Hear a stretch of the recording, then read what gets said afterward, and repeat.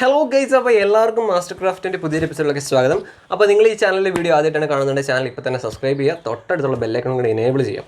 Okay, അപ്പോൾ എന്തായാലും നമുക്ക് വീഡിയോയിലോട്ട് പോകാം. അപ്പോൾ നിങ്ങൾ തമ്പനയിൽ കണ്ടാണ് എങ്ങനെ നമുക്ക് ഈസിയായിട്ട് ചിത്രങ്ങൾ വരയ്ക്കുക നമ്മളൊരു സെക്ഷൻ ചെയ്യുകയാണ്. അപ്പോൾ അതിൽ ആദ്യത്തെ ഒരു ടിപ്പാണ് നമ്മൾ പറഞ്ഞു തരാൻ പോകുന്നത്. അപ്പോൾ നിങ്ങൾക്ക് ഈ ടിപ്സ് കൊണ്ട് ഗുണം ഉണ്ടായിട്ടുണ്ടെന്നുണ്ടെങ്കിൽ നിങ്ങളത് പറയുക, ഇല്ല എന്നുണ്ടെങ്കിൽ അത് നിങ്ങൾ അറിയിക്കുക. നിങ്ങളുടെ കമൻസും കാര്യങ്ങളെല്ലാം ആണ് നമ്മുടെ മുന്നോട്ടുള്ള യാത്രയ്ക്ക് എന്തായാലും വളരെ വലിയൊരു ഘടകമാകുന്നുണ്ട്. അവിടെ നിങ്ങൾ കമൻസ് ഇടുക എന്തായാലും. അപ്പോൾ നമ്മുടെ ഇന്നത്തെ ടിപ്പ് എന്താണെന്ന് വെച്ചാൽ, ഒരുപാട് പേര് ചോദിക്കുന്ന ഒരു കാര്യമാണ്, ചേട്ടാ എങ്ങനെയാണ് ഇങ്ങനെ വരയ്ക്കുന്നത്, അല്ലെങ്കിൽ ബ്രോ എങ്ങനെയാണ് വരയ്ക്കുന്നത്, വരയ്ക്കുമ്പോൾ എങ്ങനെയാണ് ഇത്രയും കൈ വഴങ്ങുന്നത് എന്നൊക്കെ ഒരുപാട് പേര് ചോദിക്കണം. വരയ്ക്കാൻ ആഗ്രഹമുണ്ട്, അല്ലെങ്കിൽ ഞങ്ങൾ വരയ്ക്കുമ്പോൾ അതുപോലെ കൈ വഴങ്ങുന്നില്ല, അപ്പോൾ എന്ത് ടിപ്പാണ് ചെയ്യേണ്ടത്, എന്ത് ചെയ്താലാണ് ഇതുപോലെ നല്ല സ്മൂത്തായിട്ട് നമുക്ക് വരയ്ക്കാൻ കഴിയുന്നത് എന്നൊക്കെ ഒരുപാട് പേര് ചോദിക്കണം. അപ്പോൾ അതുകൊണ്ട് ആദ്യത്തെ ടിപ്പ് നമുക്ക് കൈ എങ്ങനെ നമുക്ക് ഡ്രോയിങ്ങിന് വഴങ്ങും എന്നുള്ളതാണ്.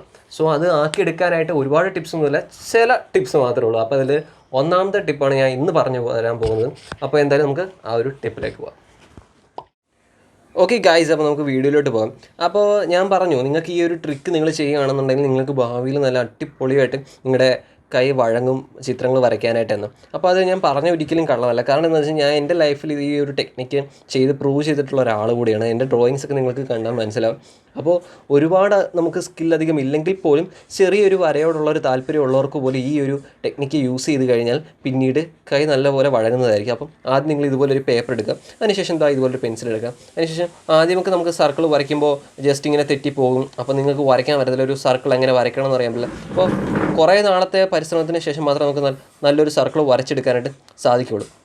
അപ്പോൾ നിങ്ങൾ ആദ്യം തന്നെ ഇതുപോലൊരു പേപ്പർ എടുത്തിട്ട് ഒരു പെൻസിൽ കൊണ്ടിട്ട് റഫായിട്ട് ഇങ്ങനെ സർക്കിൾ. അപ്പോൾ ആദ്യമൊക്കെ നിങ്ങൾക്ക് എന്താ പറയുക, നിങ്ങളുടെ സർക്കിൾ കറക്റ്റ് അളവായിരിക്കത്തില്ല, ഒരുപാട് മിസ്റ്റേക്സ് ഉണ്ടാകും. കുഴപ്പമില്ല, അതൊക്കെ നിങ്ങൾ ഈ ഒരു ടെക്നിക്ക് കുറേ നാൾ യൂസ് ചെയ്തതിന് ശേഷം മാത്രമേ അത് കറക്റ്റായിട്ട് വരത്തുള്ളൂ. അപ്പോൾ നിങ്ങൾ ആദ്യം തന്നെ ഇങ്ങനെ സർക്കിൾ ഇടുക. അപ്പോൾ നിങ്ങൾ കണ്ടിന്യൂസ് ആയിട്ട് ഇട്ടുകൊണ്ടിരിക്കണം, അത് നിങ്ങൾ സ്റ്റോപ്പ് ചെയ്യാൻ പാടില്ല. അപ്പോൾ ആ ഒരു പേപ്പർ ഫുള്ള് നിങ്ങൾ സർക്കിൾ ഇട്ടുകൊണ്ടേയിരിക്കുക. ഇങ്ങനെ.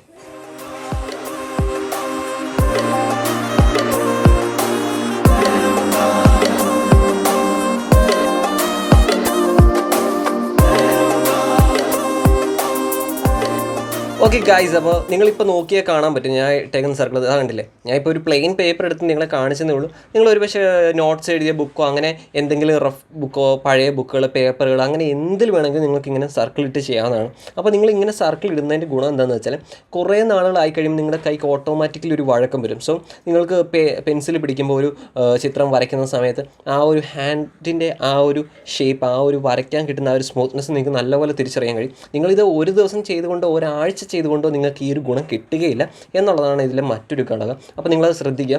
ഏകദേശം ഒരു 2-3 മാസമൊക്കെ നിങ്ങൾ കണ്ടിന്യൂസ് ഇത് ചെയ്യണം. അപ്പോൾ നിങ്ങൾ ഒരു ദിവസം ഫുള്ള് ഇങ്ങനെ ഇരുന്ന് വരയ്ക്കണമെന്നല്ല ഞാൻ പറഞ്ഞതിൻ്റെ ഉദ്ദേശം. നിങ്ങൾ ഓരോ ദിവസം നിങ്ങൾക്ക് ഫ്രീ ആവുന്ന ടൈമിൽ ഒന്നും ചെയ്യാതിരിക്കുന്ന സമയത്ത്, ജസ്റ്റ് TV കണ്ടോണ്ടിരിക്കുന്ന സമയത്തോ റിലാക്സ് ചെയ്യുന്ന സമയത്തോ എപ്പോഴേലൊക്കെ ഒരു ബുക്ക് എടുത്തിട്ടോ ഒരു പഴയ പേപ്പർ എടുത്തിട്ടോ അതിൽ ഇതുപോലെ സർക്കിൾസ് ഇങ്ങനെ ഇട്ടുകൊണ്ടേയിരിക്കണം. അപ്പോൾ നിങ്ങളുടെ കൈക്ക് നല്ല വഴക്കം വരും, അതൊരു എക്സസൈസാണ്.